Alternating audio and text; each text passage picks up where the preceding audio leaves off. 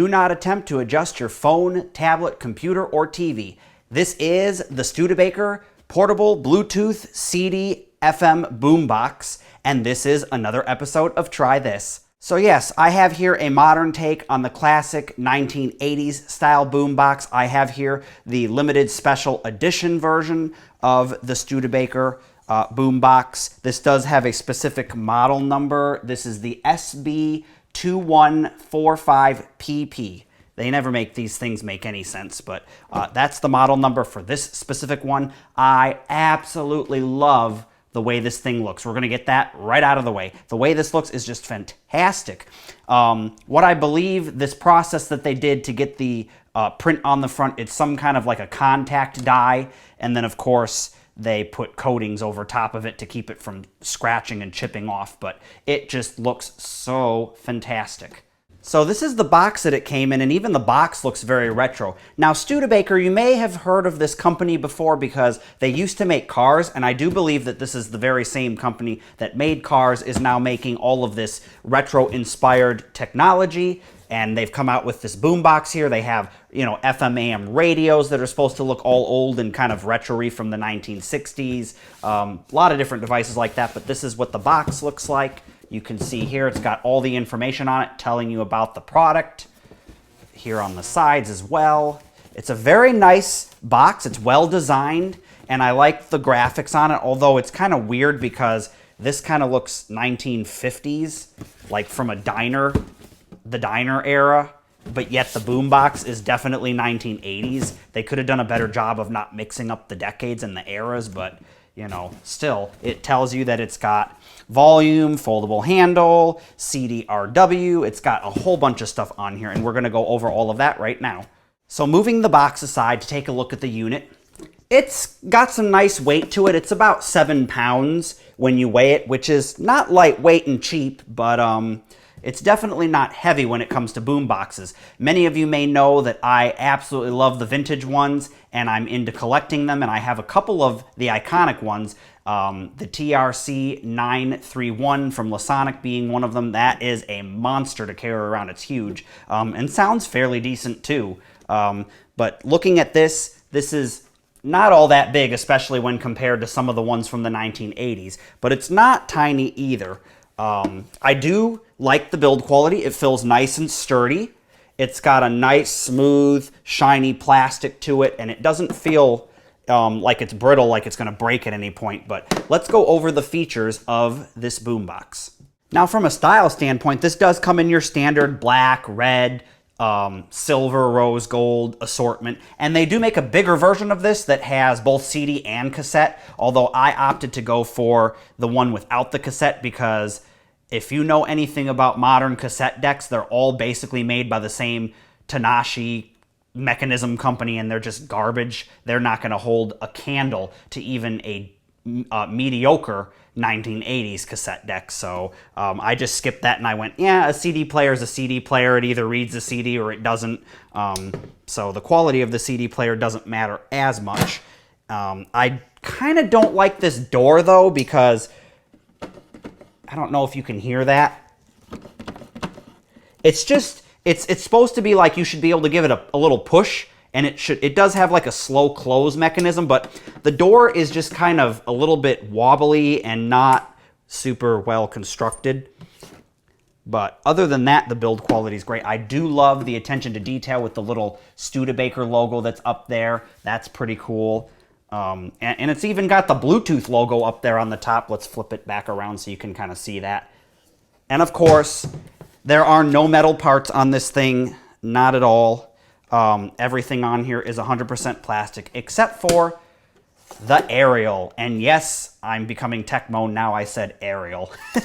Yeah, here in the United States, we all know it's an antenna, but for purposes, I like calling it an aerial. It's just kind of fun. Anyways, and oh yes, I forgot, this thing is rechargeable.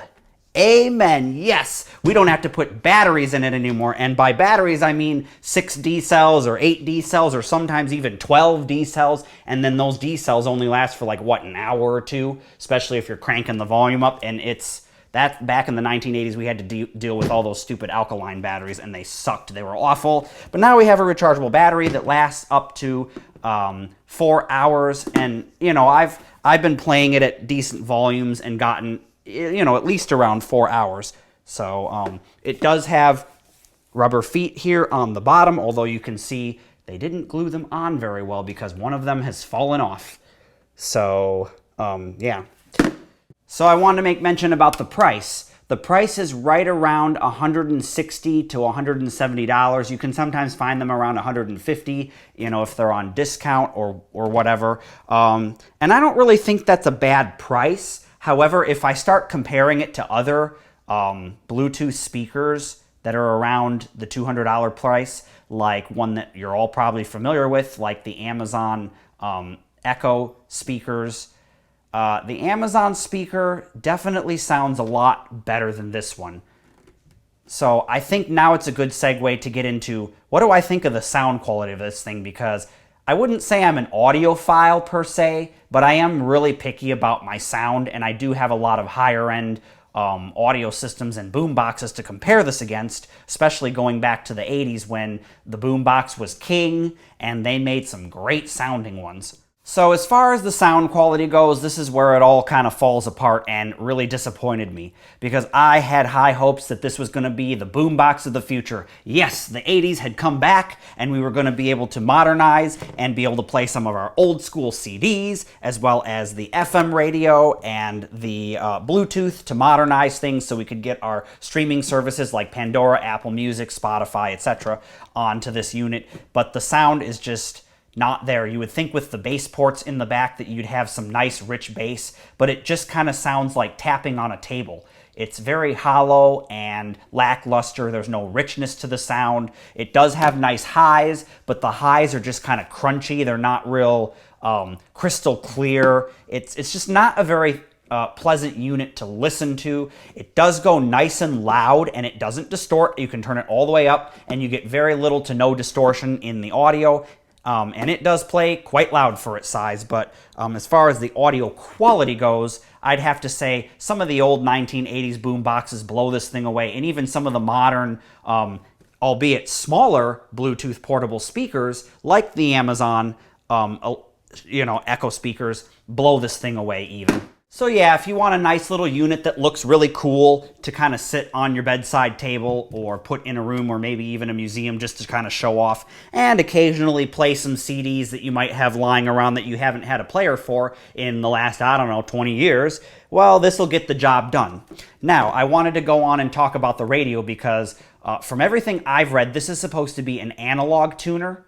And analog tuners shouldn't be choppy when you tune from one station to the other. They should just kind of fade in and fade out. But this one is definitely choppy. You can hear it just kind of go as you're going between the stations. And that indicates that it's not, more than likely it's not an analog tuner.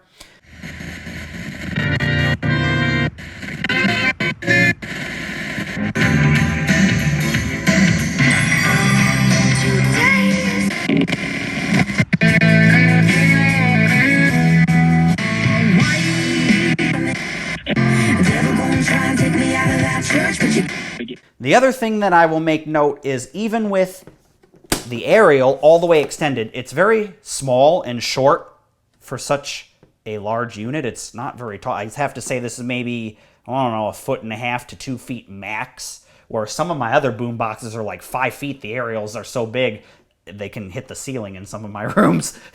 But anyways, with the aerial fully extended just upstairs on my main level, I am in between the Dayton and Cincinnati area, a little bit closer to the Cincinnati area, and I can pull in stations from Dayton and Cincinnati normally on a good day with a decent FM tuner. However, this one struggles to pull in most of my local stations. Stations that on other boom boxes I can pick up really nice and strong. This one fails at. And what I find is this does have FM stereo, and I have a hard time getting a lot of the stations to come in stereo. Sometimes they'll pop in and out of the stereo mode. If I take it outside, it does better because it's probably getting some interference from wiring or whatnot in the house, which I have noticed if you put this next to like a Qi charger, a wireless charger for your phone, it will pick up quite a bit of interference. And, you know, that's kind of to be expected of, you know, audio equipment like this, especially stuff from back in the 1980s, but this is more modern and they need to put some better shielding in this. So yeah, I did mention that this thing is portable. You can take it with you. It has a rechargeable lithium-ion battery for about 4 hours of playtime. This is the plug that it comes with. You can plug it in and run it off of the mains or the wall outlet. And it just plugs back in here. It's a DC 12 volt, so you could technically get a car charger for it and put it in the car, maybe if your stereo's broken and you need something in a pinch. But it charges fairly fast, about in a couple of hours, and it was fully charged. It has the charge indicator on the top, along with all the other indicators and whatnot. And it'll turn red when it's charging and green when it's fully charged.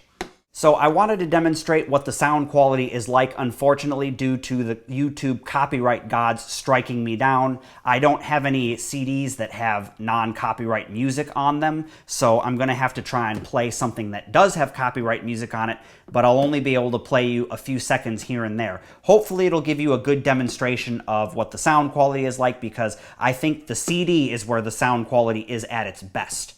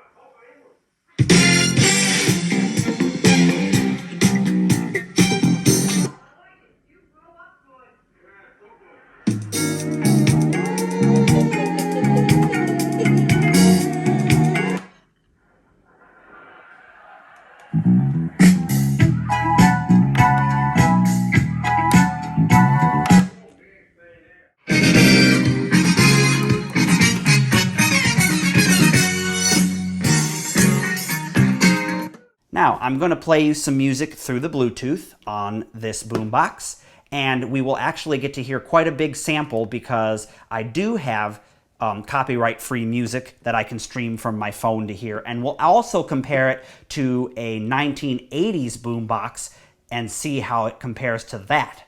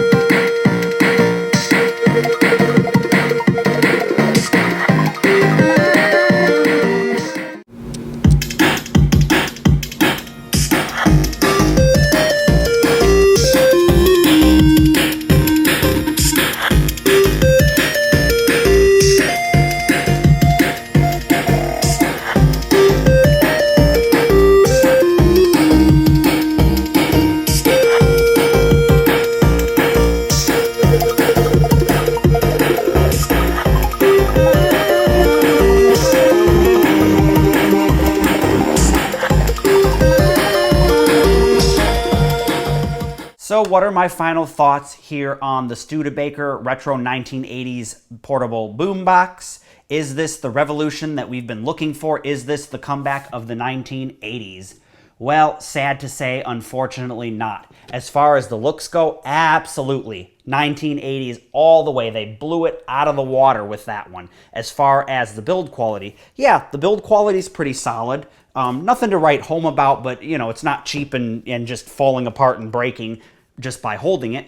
As far as the sound quality, that's where the whole thing just falls to pieces, unfortunately. And would I recommend this thing if you're looking for a nice retro boombox to play all of your old CDs on, listen to the radio, and maybe get some Bluetooth going? No, not if you're looking for good sound quality. If you're looking for something for just looks, absolutely. Go out and pick up one of these, especially if you can find it on sale. Well, that's going to do it for this episode of Try This. Thank you all for coming along and taking a look at the Studebaker Retro 1980s Boombox. I do content just like this each and every week. New videos come out Wednesdays and Fridays at 7 p.m. Eastern Standard Time. And that's going to do it. I will see you all in the next video.